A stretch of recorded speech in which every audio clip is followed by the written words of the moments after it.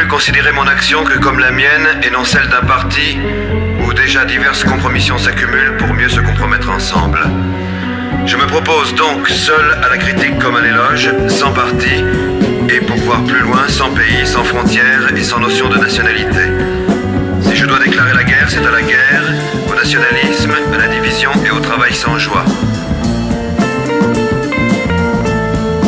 Mon autocritique m'amène à vous dire ceci. J'ai touché au jeu politique et mes mains se sont salies. Mais une nouvelle vision vient de m'être donnée qui m'éclaire sur la route à suivre, et l'amertume, l'aigreur ou le goût du pouvoir que le jeu politique aurait pu me procurer ont été remplacés par une vision d'un monde ludique d'où l'enfer que notre terre paraît abriter serait possible à repousser.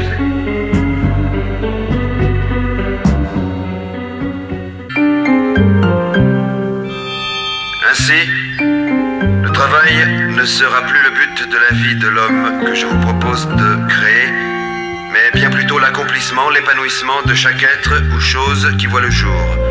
L'homme libre, libéré, commencera par la suppression de l'homme esclave, de l'homme machine et de la bureaucratie.